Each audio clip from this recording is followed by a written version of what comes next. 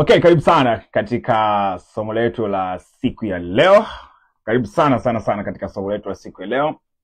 Leo tutakuwa tukiangalia somo ambalo linasema makosa 7 yanayowafanya wakulima wadogo washindwe. Makosa 7 yanayofanya wakulima wadogo washindwe.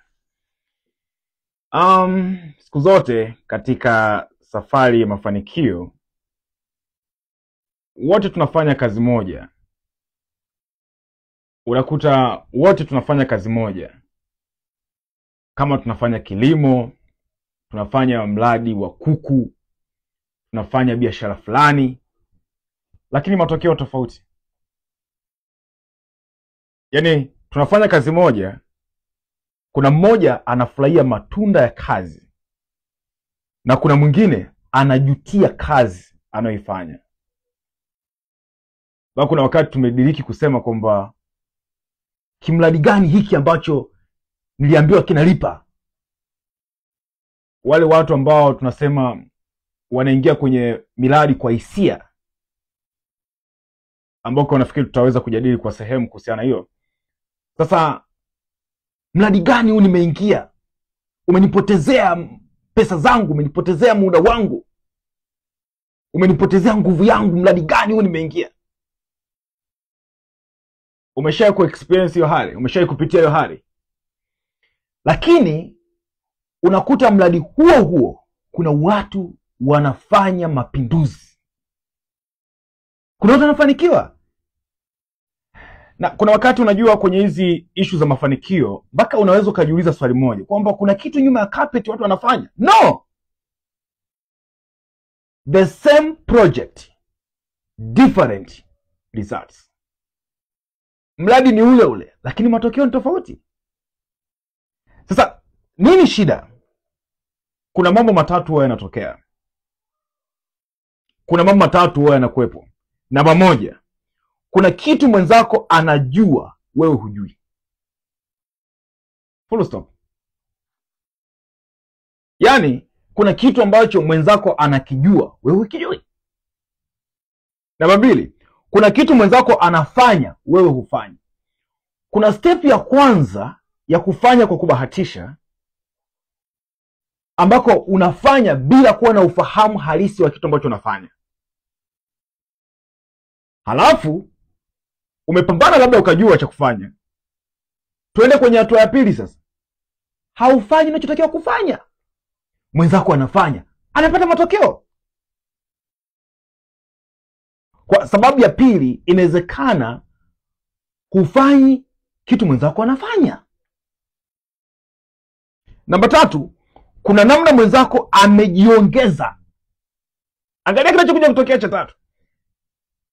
Okay, cha kwanza, hujui kitu gani cha kufanya. Mwenzako anajua cha kufanya.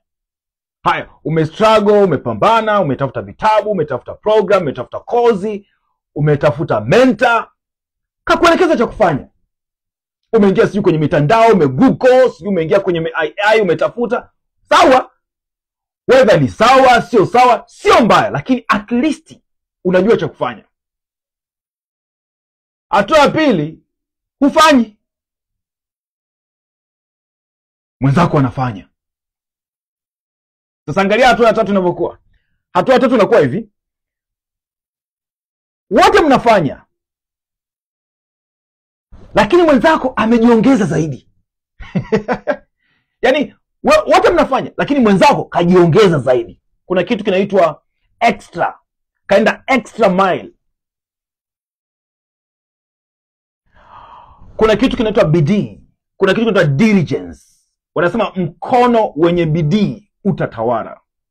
Wote tunafanya kitu kimoja, lakini kuna kitu kinaitwa diligence, kujiongeza. Jamaa kafanya zaidi. Yaani kafanya zaidi ya pale ambapo tunafanya kawaida. Mara nyingi mimi napenda kuitafsiri bidii kama ni kujitoa na kujitolea. Sawa, tumejua cha kufanya, tunafanya cha kufanya, lakini je, tumeenda extra mile? Tumeenda extra mile? Kwa sababu bidii is doing your best. Sasa of course kuna nyingine zaidi inaitwa sacrifice. Kuna tofauti ya diligent na sacrifice. Diligence, sawa, umefanya zaidi ya kawaida. Sacrifice unafanya zaidi ya kawaida.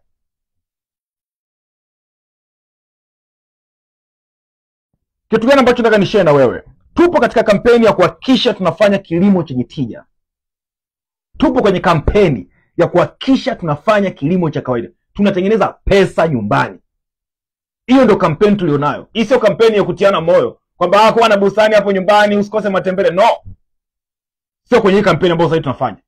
Tupo kwenye kampeni ya kuhakikisha kwamba eneo dogo linaleta tija, linaleta matokeo, linaleta pesa. Sasa leo katika somo letu tutaangalia makosa gani yamekuwa yakiwafanya wakulima wadogo kushindwa kufikia. Makosa gani wamekuwa wakiyafanya? Haya makosa lazima tuyadiscuss, kwa sababu tunasema hivi, ukishindwa kujua makosa gani unajipangaje sasa? Kwa sababu kuna watu aina mbili. Kuna mtu ambaye ameingia kwenye project na hajaona matokeo. Kama hujaona matokeo, somo hili linakuhusu kwamba ujue wapi kurekebisha ili upate matokeo. Lakini kuna mtu anatamani kuingia. Kuna swali ambalo watu wengi huwa wanauliza kwamba sasa changamoto gani zipo kwenye hiyo project? Kitu gani kipo kwenye hiyo project? Kuna kitu kinaitwa changamoto binafsi na kuna changamoto za mradi. Iko hivi, lengo ni kusaidia kitu kimoja cha kubadilisha jinsi ya kujiuliza maswali. Mimi natakiwa niwajibike kwa kiwango gani ili niweze kufanikiwa? Hilo ndio swali ambalo natakiwa. Na watu ambao wamenitangulia, watu ambao wamekuwa wakifanya hii project, waliofeli wapi ambako hawakuzingatia? Ndio kitu ambacho tutakiangalia katika somo hili, somo la day 4 au somo la 4. Kwa makosa 7 yanayowafanya wakulima wadogo washindwe. Sasa basi, katika somo hili lengo kubwa ni kitu gani? Kuna kitu kinaitwa insanity. Kama umewahi kusikia hili neno insanity, wanasema insanity, continuing to do the same things while expecting different results. Continue to do the same thing and expecting to get different results. Kuendelea kufanya kitu kile kile. Kumbuka tunaingia majira mapya, mwaka mpya, mwezi mpya, wiki mpya. Kuna njia ambazo zimekufanya ufike hapa ulipo leo.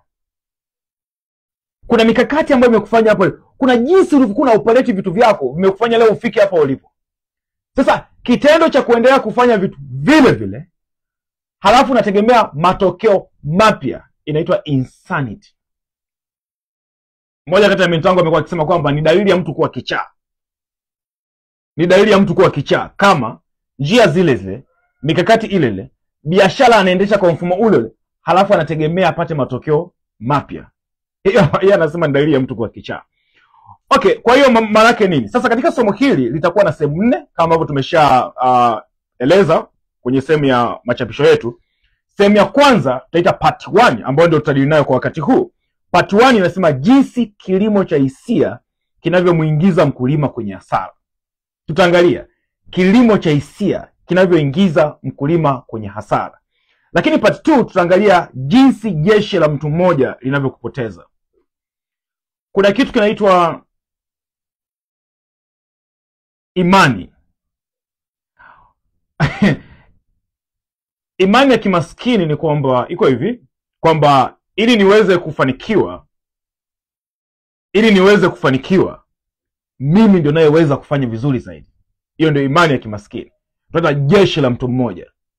Ili niweze kufanikiwa mimi ndio na uwezo wa kufanya vizuri zaidi. Yaani kwamba imani ya kimaskini ni kwamba mimi ndio mwenye uwezo wa kufanya vitu viweze kutokea. Simamini mtu mwingine yoyote. Ushakuwa na biashara ambayo ukiondoka na yenyewe imeondoka, ukisafiri imesafiri, ukiumwa imeumwa. Shida sio biashara, shida ni imani ulionayo juu ya kazi zako unazofanya. Sasa inaitwa jeshi la mtu mmoja. Lazima uanze kuondoka kwenye hii mentality.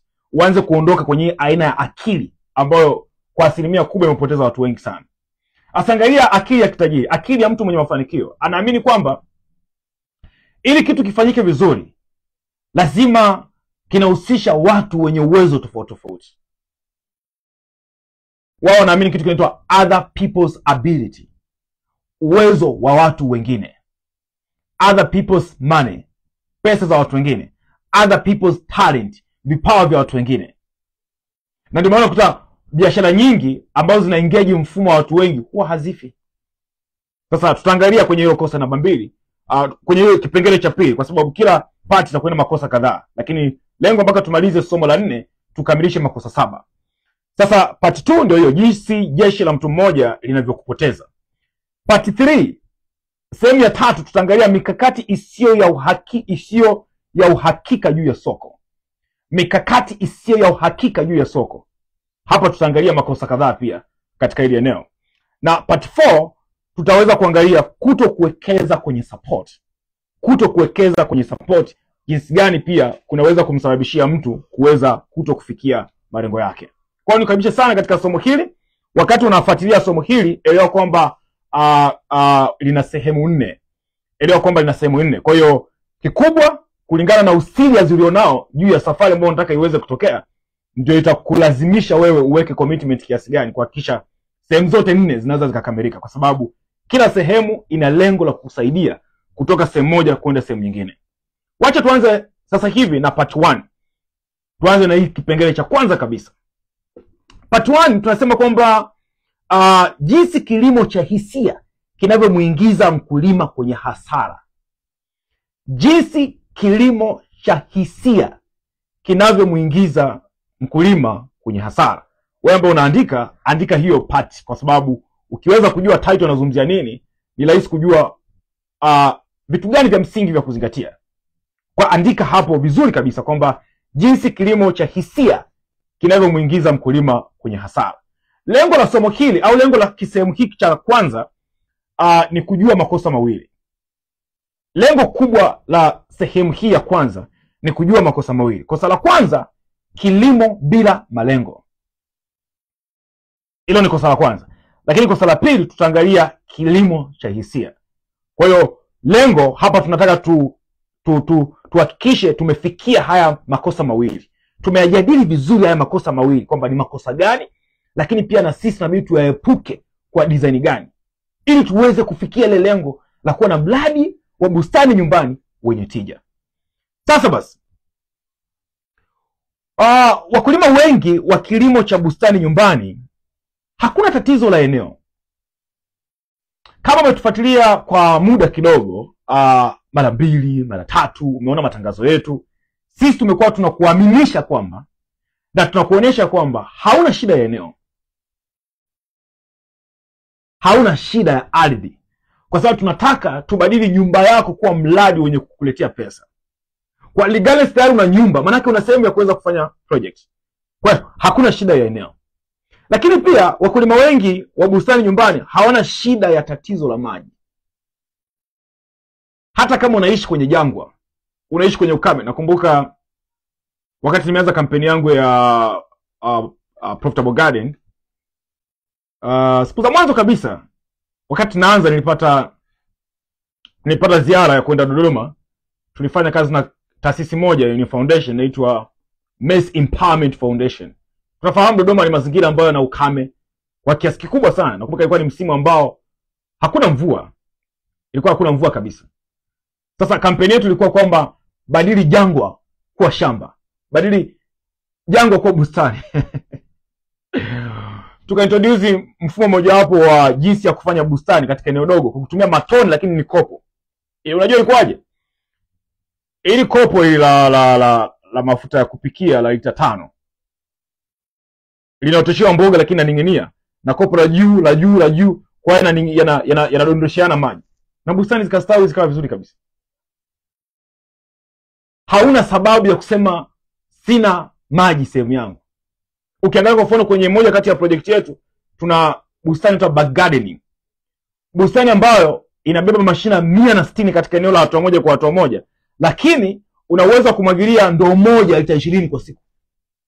Imagine, yani kwamba mashina 160 unamwagilia ndoo moja ya lita 20 kwa siku. Ukienda katika data za kawaida ni kwamba kama utaotesha shina moja chini kwa siku unamwagilia sio chini ya lita 2 ya maji. Lita 2 ya maji kwenye mashina 160 ni lita 320. Lita 320 ukiganya kwa 20 unaenda kwenye ndoo 20 kwa siku. Imagine mtu anamwagilia ndoo 20 kwa siku, wewe unamwagilia ndoo moja lita 20 kwa siku. Vitu viwili tofauti kabisa.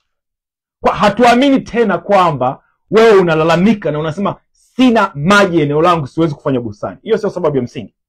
Lakini pia tatizo la watu wengi sio mazingira. Hata kama una nyumba ambayo haina fence unaweza kuanzisha bustani. Kwa sababu kama kuku ndio wanazuia bustani yako kuendelea, utashindwa kucontrol kitu cha hatua moja kwa hatua moja mashina 160. No. Akili tu utachemsha akili, utatengeneza mazingira ambayo utaweza kucontrol kitu kieneo cha hatua moja kwa hatua moja ili kuwa na bustani ya uhakika. Kwa hizo sio sababu za msingi kwamba nimeshindwa kuwa na bustani katika eneo langu dogo. Tatizo kubwa ni akili isiyo na mfumo. Hilo ndio tatizo. Tatizo kubwa ni akili isiyo na mfumo, isiyo na mkakati. Na ndio maana tupo, na ndio maana tunaendelea kuhakikisha tunajifunza. Kwa shida ipo kwenye maamuzi yasiyo na hesabu. Shida ipo kwenye maamuzi yasiyo na hesabu. Kwa sababu mahesabu lazima yafanyike, yaendane na maamuzi unayofanya. Lakini maamuzi yasiyoendana na hesabu, mwisho wa siku utapata matokeo. Sasa basi, kilimo cha hisia maana yake nini? Kwa sababu tunazungumzia somo linalosema kwamba jinsi kilimo cha hisia kinavyomuingiza mkulima kwenye hasara. Sasa nini maana ya kilimo cha hisia? Kilimo cha hisia tunasema ni kupanda kwa sababu gani? Ulifurahia kuona mbegu. Hivyo unajua kuna vitu vinatokeaga ni vya ajabu sana. Mtu ameenda dukani, alikuwa anunua kitu kingine, akanunua kitu kingine. Yaani nimeona huo mchicha bwana, hebu ngoja na mimi nikaotesha. Lakini pia unajua kwenye mitandao tunashare kila siku bustani, tunashare nini, movement ya wakati. Unaona shuhuda ya mtu anazungumzia nilikuwa na bustani yangu, angalia bustani yangu jinsi ilivyo. Umeona tukasema wewe na mimi lazima niwe na bustani. Hivyo tu. Simple. Kwa umechukua hatua kwa sababu uliona mbegu. Kwa sababu umeona bustani mtandaoni. Lakini pia umeona jirani amepanda, ameotesha. Umefika kwa jirani yako kuona ameotesha ukasema na mimi lazima nikaotesha. Hiyo tunasema ni kihisia. Lakini pia umeona bei ya soko ipo juu. Umeenda sokoni, umeona bei iko juu ukasema na mimi lazima nikaotesha. Lakini sasa hauna data, hauna uhakika, hauna mwongozo.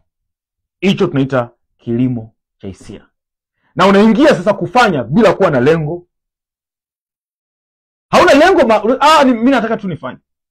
Hauna lengo. Haujui muda wa kuvuna. Hauna mpango mkakati wowote ambao hamna kitu. Sasa jambo la msingi ni moja, hisia hazibadili matokeo. Hisia hazibadili matokeo. Pesa nyingi sana, hususan kwenye miradi, zinapotea kwa sababu ya hisia. Siku zote ukiwa unaingia kwenye majira mapya, tuashumu unaenda kwenye mwezi mpya, unaenda kwenye mwaka mpya. Si huwa kuna kitu gani kwenye sijui inakuwaje. Of course kutakuwa kuna mikesha mingi, kuna masemina mengi yanafanyika. Sasa yale huwa yanakuwa yana nguvu ya hisia zaidi kuliko mikakati. Tuandike malengo, tunaandika. Mwaka huu nataka kuwa na nini? Nataka kuwa na gari, nataka kuwa na nyumba, nataka kuwa na biashara kubwa. Yaani vibe linakuwa kubwa sana. Ikishafika tarehe 10. Sio tarehe 10 yote hiyo, tarehe 3, tarehe 4. Watu wanakula viporo. Sasa ndio vinaishia. Yaani kiporo kinapoishia cha pilau ya Januari, na ndio na malengo na mipango yote imeshasaulika. Kuna saa unasema hivi sisi ni watu au ni mang'ombe au ni kitu gani?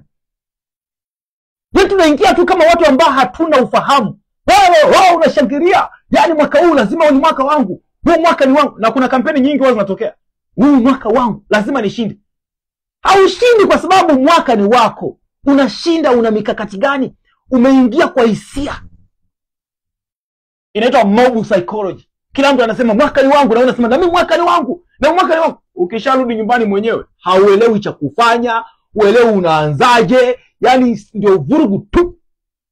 Hisia. Emotional. Unajua lazima ifike wakati ambao unakaa wewe kama mtu mzima. Unajua utu uzima ni ability to make clear decision, the ability to make true decision. Unapokuwa mtu mzima ni uwezo wa kufanya maamuzi ya kweli. Wakati wengi wanaenda hivi, wanasema kwenye safari ya mafanikio sio wengi wape, walio sahihi ndio wanaoshinda, sio wengi wape. Mimi nakumbuka miezi kama 3 iliyopita nilikomenti nikasema hivi, sitasoma kitabu cha kazi ninayofanya, sitasoma kitabu cha biashara, nitasoma kitabu kinachonihusu mimi. Tunaita personal development. Ngoja niwape siri iliyotokea. Nikasoma kitabu kinaitwa 820 Rule. Zaidi kinazungumzia jinsi mimi naweza nikamanage biashara zangu na kazi zangu.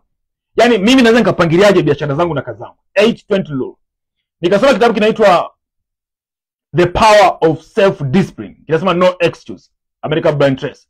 Nikasoma kitabu kinaitwa Eat That Frog. Miezi 2-3 hiyo. Nafikiri 2.5 kwa sababu mwezi wa 3 ndio huu.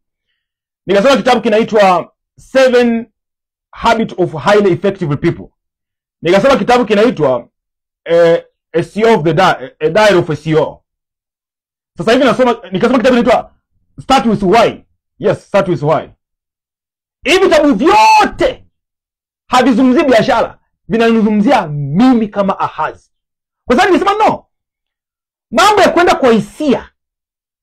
Hapa nikasoma kitabu kinaitwa Emotional Intelligence. Nikasema okay. Unajua kilichotokea? Kipato cha biashara yangu kimeongezeka mara 3 toka nimeanza kujiwekeza mwenyewe. Hakuna biashara inayolipa, hakuna kazi inayolipa. Kinacholipa ni wewe ndani ya hiyo kazi, wewe ndani ya hiyo biashara. Hisia, kwenda kwa hisia ni kuona matokeo na kupata tunaita nini? Mguso, msukumo. Then naona ingia kwenye hicho kitu. Hatuendagi hivyo. Ni hivi, kuna kitu kinaitwa passion, kuna kitu kinaitwa nguvu ya ndani ya kufanya kitu. Hicho wakiishi kila siku naona tu kinakulazimisha na nataka nifanye kitu fulani, kifanye. Unafanya hiki lakini unaona kuna kitu ndani yako. Hiyo inaitwa passion. Hicho ni kitu kingine. Hisia ni kuona vitu vinaendelea na unasema na mimi lazima nifanye. Hii biashara jamaa kapata hela, lazima na mimi nifanye. Tunapoelekea majira mapya, usiingie kwenye huo mtego. Kuwa mtu mzima. Mtu mzima ni hapa. Sio miaka, sio namba, wa vyote vile. Kaa chini, fanya tathmini mwenyewe tu kwamba hivi maisha yangu yote kwa siku zote ambazo nimefanya mambo, kuna mambo yamekuwa yaendi. Insanity. Unafanya vitu vile vile, unarudia mikakati ile ile, alafu unategemea kupata matokeo mapya. No, lazima ufike wakatiustop. Useme no, nataka nitulie kwanza nione. Okay, dalili za kilimo bila malengo ni zipi? Dalili za kilimo bila malengo. Kuna saa tunabidi ukae mwenyewe useme jiulize tu maswali. Muulize mkulima, unataka bustani ikulipe kiasi gani kwa mwezi? Hana majibu. Sawa, tumeingia kwenye mkakati wa kufanya kibiashara. Unataka hii bustani kulipe kiasi gani kwa mwezi? Hana majibu. Jibu atakalo kujibu akikupa, anasema chochote nitakachopata. Chochote nitakachopata.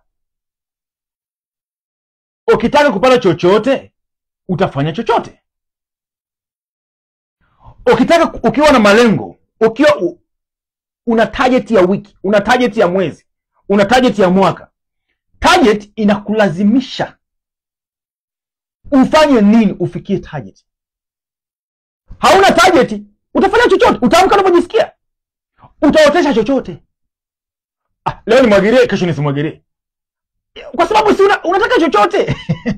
Huwezi ukavuna kitu fulani kwa kufanya chochote. Utavuna kitu fulani kwa kufanya kitu fulani. Utafanya kitu fulani kwa kupata kitu fulani. Sometimes nakumbuka ni idea ya kuku, lakini niliwahi kumtembelea mama mmoja kuku wangu wanakufa sana, sio kitu gani. Nikasema okay, no problem, wacha nije kutembelee. Sasa ni project ilikuwa ya baba na mama wali combine. Sasa niliyemkuta ni mama, akanionyesha banda, akanionyesha kuku waliopo nini. Nikasema okay, wako ngapi? Wako 65. Nikasema safi. Walikuwa ngapi? 120. Wamekufa nusu, ndio. Swali moja nikimuuliza, malengo yako ya huu mradi ni nini? Akaniambia unajua tunapambana. Nikamwambia okay. Maelezo yakawa mengi, lakini neno la msingi ambalo nilishika, nasema tusikose nyama na mayai. Nikasema sawa. Tukatoka kwenye mradi, tukaenda sebuleni kupiga story. Akaenda sasa nishauri kitu gani cha kufanya. Nikamwambia hamna haja ya ushauri hapo, kwa sababu nimepiga hesabu nikagundua kwamba malengo yako yanaendana na kitu ulichonacho. Sasa baada ya muda, kwanza kabaki ananishangaa na mimi namshangaa. Baada ya muda mume wake akaingia. Alipoingia akaniambia sasa mtaalamu umefika, tuambie turekebishe wapi. Nikamwambia hamna sema kurekebisha, mko poa kabisa, mko okay. Hata mtaalamu tumekuita, tuko okay vipi na kuku wanakufa? Nikamwambia no, siku zote haturekebishi kwa sababu kuna makosa. Hata tukirekebisha makosa huwa hatuna nguvu ya kwenda kutekeleza. Kivipi? Siku zote nguvu ya kutekeleza inatokana na malengo tulionayo, sio kitu kingine. Utaongea wewe, utatumia nguvu yako bure, utatoa mawazo, mipango, mikakati, hakuna mtu anaenda kutekeleza kwa sababu hakuna kinachomsukuma kwenda kutekeleza. Akasema sijakuelewa. Nikamwambia hivi, kwa mujibu wa maneno ya mke wako ameniambia hivi, mmeanzisha huu mradi msikose nyama na mayai. Mimi nimepiga mahesabu. Kama mkisema kuku wako 65, mkisema kila wiki mkala kuku mmoja, bado mtawakia na kuku ngapi? Ukichukua 65 katoa na 52, mwaka na majuma 52, mtawakia na kuku 13. Hao 13 wataendelea kuzaliana, halafu mwaka ujao mtaendelea kula. Akasema ndio nini tena unaongea? Nikamwambia kulingana na maneno ya mke wako. Akasema hapana bwana, tumeamua kuanzisha hii project kwa sababu ya biashara. Nikamwambia kumbe sio kula nyama na msikose nyama na mayai. Nikamwambia sasa ndio tuanze kuongea. Twende kazi. Tuchambue kwanza mnataka nini? Malengo yenu mnataka mfikie wapi? Akaanza kutuambia tupate mayai ili uweje. Mayai ya aina gani? Mtaalamu, kuna mayai aina gani tena? Yaani hamjui hata mayai ni hapo ya aina gani? Hii shughuli nyingine tena. Basi nabii tukae chini tuanze kuchola upya. Kitu gani najifunza kwenye hicho ninachokuambia? Iko hivi. Ukitaka kufanya kitu cha malengo, lazima kiwe kina mikakati ya kimalengo. Kama unafanya kitu ili mali siku ziende, zitaenda. Mtu akikuwa hana target ya mwezi, hana target ya mwaka, hana target yoyote, anakuambia hivi nitapata chochote, hizo ni hisia. Hakuna biashara hapo. Hapo ni bahati. Hakuna biashara. Hiyo ni bahati. Mfano halisi. Mkulima ana eneo labda tuseme la hatua 3 kwa hatua 5 kwa 4. Mfano tu wa kawaida. Haya, kaotesha nyanya kidogo, mchicha kidogo, hoho kidogo, pilipili kidogo. Bila mahesabu, bila target. Ana kieneo chake tu pale. Kaotesha hivyo vitu. Nyanya kidogo, hoho kidogo, mchicha kidogo, labda pilipili kidogo, kaotesha pale. Safi kabisa. Matokeo yake nini? Vitaota, atamwagilia, atatumia maji, atatumia nguvu, ataamka asubuhi mapema, atamwagilia. Nini? Atavuna. Atakula nyingi, atauza kidogo. Ukija kupiga mahesabu, mapato haeleweki. Huyo ni mkulima wa kwanza. Mkulima wa pili ana eneo lile lile. Eneo lile.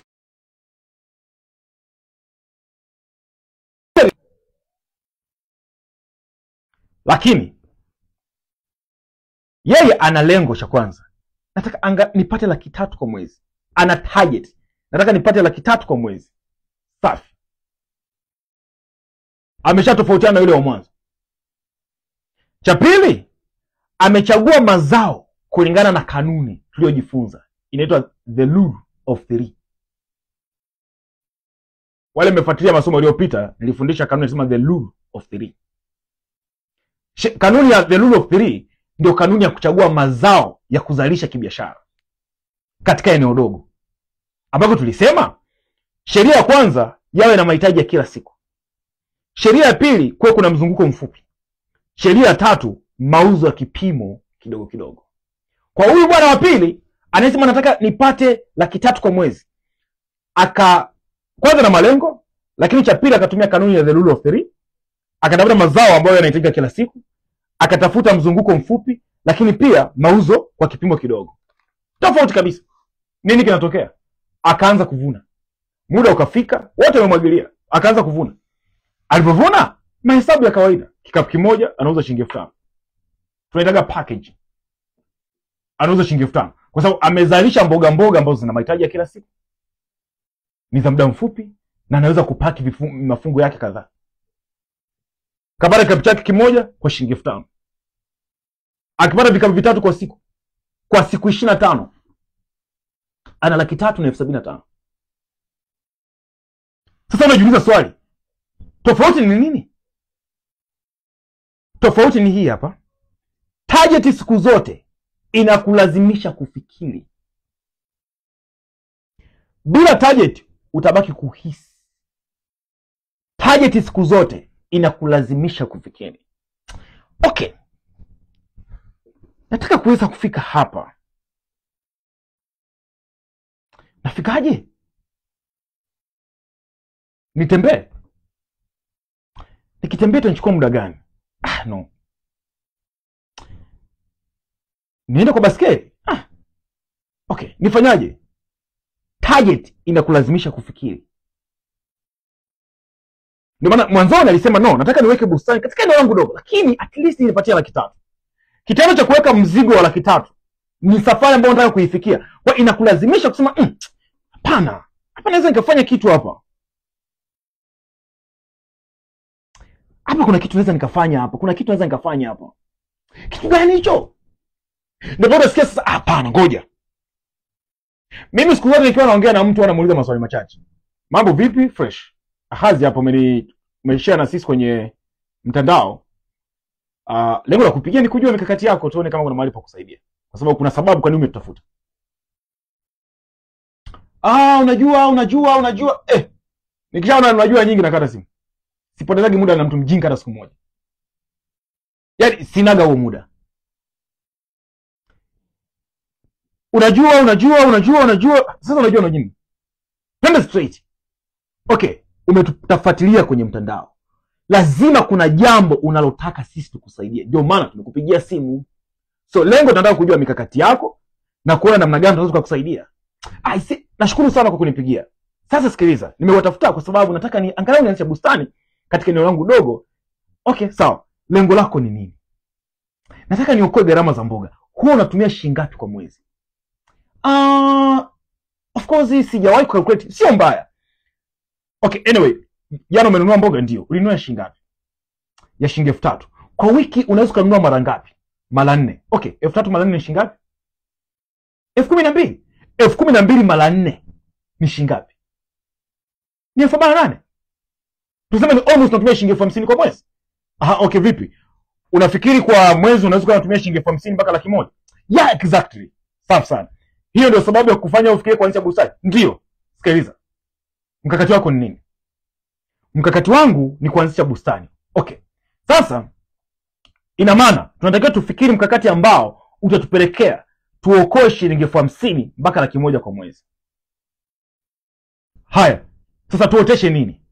Spinach, sukuma, mboga gani ambazo unalipendelea zaidi? Tutumie njia gani kuotesha? Okay. Itatuchukua muda gani? Tujipe target kwamba ndani ya muda gani tuwe tumekamilisha huu mkakati wetu, tumefikia malengo. Tujipatie miezi 2. Safi. Sasa kuna kazi ya kufanya. Je, una ufahamu wote kuhusiana na mambo ya bustani? Hapana, sijawahi kufanya. Okay, haina shida. Sasa sikiliza. Una option 2. Endelea kufuatilia kwenye Instagram au kwenye YouTube, kuna masomo tumefanya. Kama unataka, sisi tuna program ambayo ipo kimkakati kuokoa muda wako ili kwenda moja kwa moja kwenye masomo. Utaratibu wa program zetu ni huu, na kama unahitaji kufuatilia kwenye mtandao wa Instagram, utaratibu ni huu. Wewe ungependa upi? Ningependa kupata utaratibu wenu. Utaratibu wetu okay sawa. Lakini tulishare na wewe kuhusu utaratibu wetu. Ulijaribu kufuatilia? No, sikufuatilia. Jipe muda fuatilia, tutaweza kuona sehemu gani ya kukusaidia. Au nilifuatilia, ulikwama wapi? Tunaongea na mtu mwenye malengo. Ulikwama wapi? Then tuna negotiate kwamba tuanzie wapi. Huyu ni mtu anaongeleka, anajielewa kwamba anataka kusaidiwa. Siku zote ukionyesha nia ya kusaidiwa, huwezi kuacha kusaidiwa, kwa sababu Mungu anatafuta jinsi ya kukusaidia. Lazima atakutengenezea mazingira jinsi ya kusaidika. Huyu tunazungumzia mtu ambaye ana target. Point yangu ya msingi ni kwamba target inakulazimisha kufikiri. Bila target unahisi tu, unaenda tu.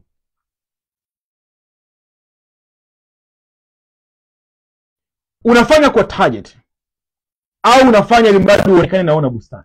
Swali la kujiuliza ambao nataka ukae nalo sasa, ujiulize. Andika hapo kwenye kwa herufi kubwa. Je, ninafanya kwa target au nafanya ili nionekane na bustani? Andika, litakusaidia. Kosa la pili, kilimo cha hisia. Dalili za kilimo cha hisia: leo unapanda nyanya, kesho unapanda hoho, wiki ijayo unapanda mchicha. Hakuna mzunguko, hakuna muendelezo. Yaani ueleweki. Leo umepanda hiki, kesho hiki, kesho kile, kesho kile. Hakuna mzunguko, hakuna maendeleo. Maana yake nini?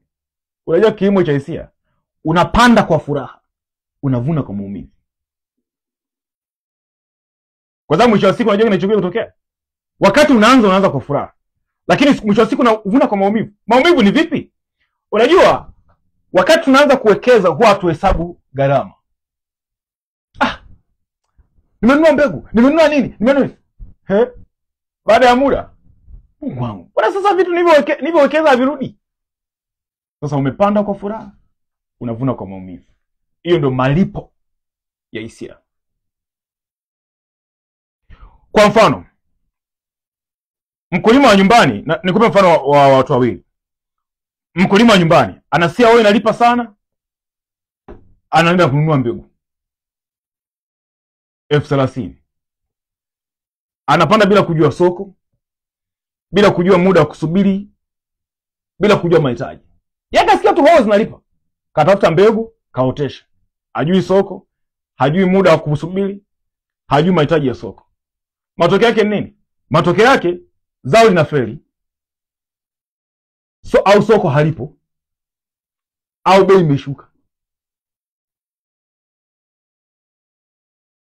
Unajua matokeo anachosema? Kilimo hakilipi. Kilimo hakilipi. Shida sio kilimo hakilipi. Hisia zako ndio zimeshindwa kukulipa.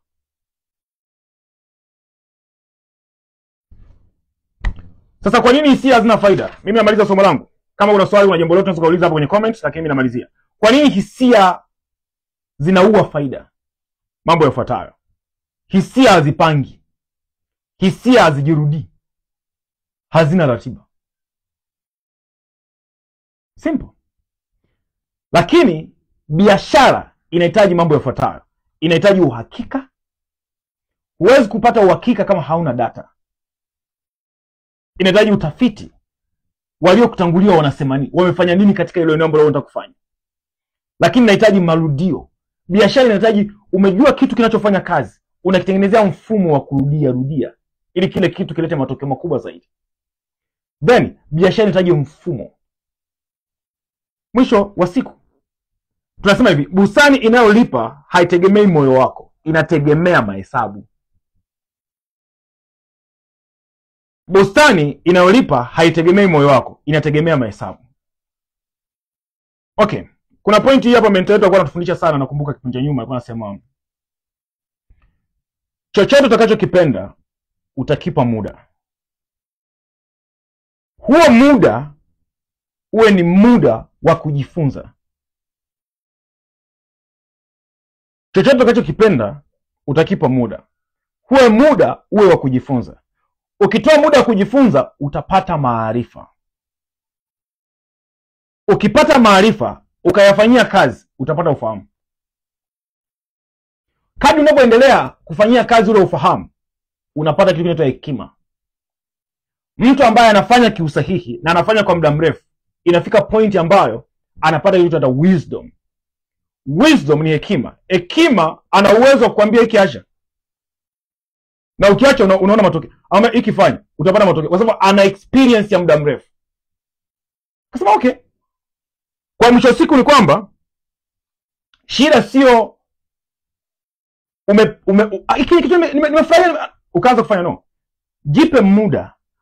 Ukiona kitu chochote kimetokea kwako ukavutiwa nacho, kuna element ya connection na kile kitu, lakini haina maana kwamba kafanye.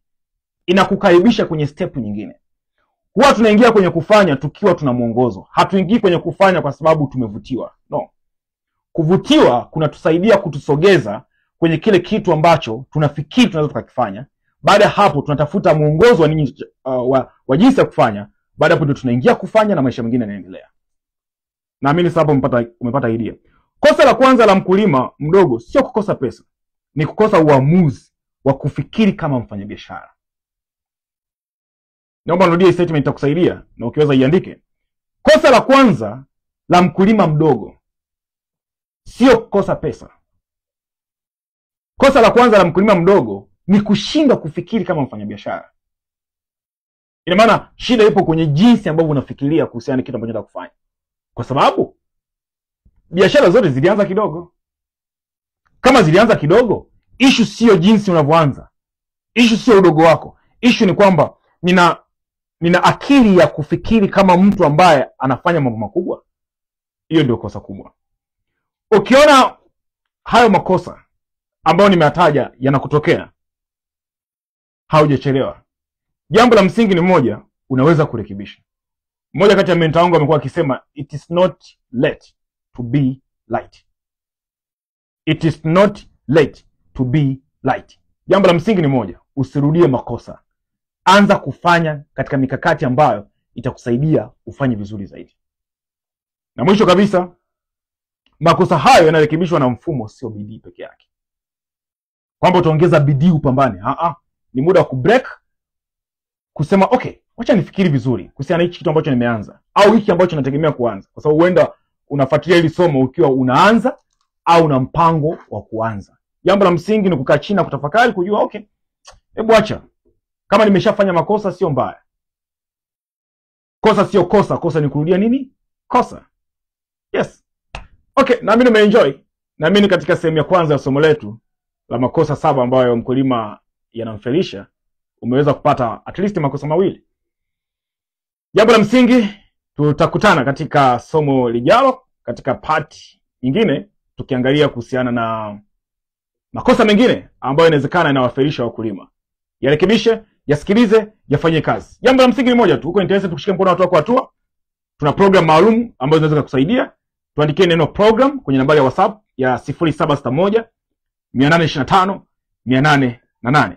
Naomba niandike hapa chap chap, 0761 825 808. 0761 825 808. Andika neno program, then tutashare na wewe mikakati yetu ya kitu gani ambacho tunafanya. Kama utakuwa interested, tutaungana na wewe. Jambo la msingi ni moja tu, ni kukumbusha kwamba fuatia somo lijalo, kwa sababu litakupa insight zaidi ya kitu gani ambacho unaweza kurekebisha katika safari ya kufanya mapinduzi katika eneo dogo. Okay, share na mtu mwingine video hii, mwalike na mtu mwingine atufollow kwenye Instagram yetu Profitable Farm. Lakini haya masomo pia yanapatikana YouTube kwa jina la Profitable Farm TZ. Kama hujafuatilia zile masomo ambayo tumeyatoa siku za mwanzo, basi rudi kwenye hiyo channel yetu, then utaweza kuyaona. Otherwise, nikutakia wakati mzuri na kuwa na wakati mzuri, tukutane katika somo lijalo.